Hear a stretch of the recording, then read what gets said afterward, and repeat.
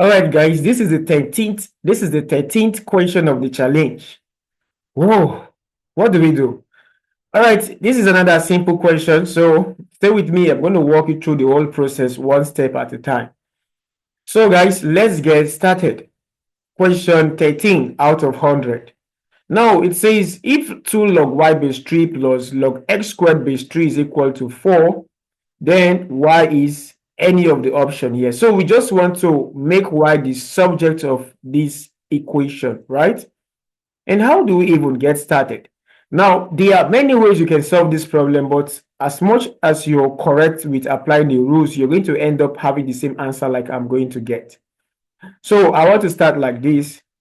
Some of my students want me to solve it this way, actually. So I already given 2 log y base 3, then plus these 2 can fall behind, right? So we have it as 2 log x base 3, and that is equal to 4. So you see 2 is common here, so permit me to factor out 2. So I have log y base 3 plus log x base 3, and that is equal to 4. I can divide both sides by 2. So this one goes off from here. So finally, I have log y base 3 plus log x base 3 equal to 2. Now, this is the addition law. If the addition law says if you have log a base b, then plus log, let's say c plus base b, that is going to be equal to log a times b base a times c, a times c base b. So the idea is when they have the same base and they are adding up, you can just take one of the base and multiply the input. So you can see they have the same base 3, take one of the base and multiply their input. So y times x is going to give us xy, right?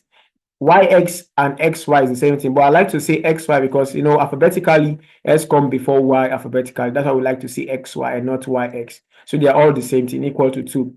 Now, to get rid of this guy here, there are many ways you can do it. You can actually decide to take 3, the base 3 of both sides, so that these guys cancel out this guy, and you have xy equal to 3 to the 2, right?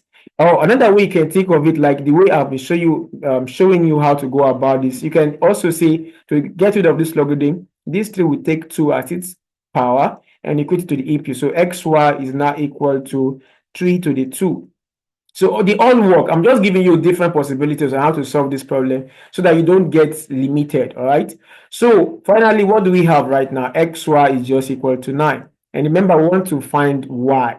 So that means I need to divide everybody by x so that this s cancels out. And what is our y? Y is simply 9 upon x. Do we have any option like that? Oh, yes, that is option D. So that is the correct answer. I'm sure you guys are getting some value from this video. So do not hesitate to share this video to other learners and subscribe. Most of you are watching this video and you've not subscribed yet. Subscribe so that you get more value. Thank you and see you in the next class. Have a wonderful day and God bless you. Bye-bye.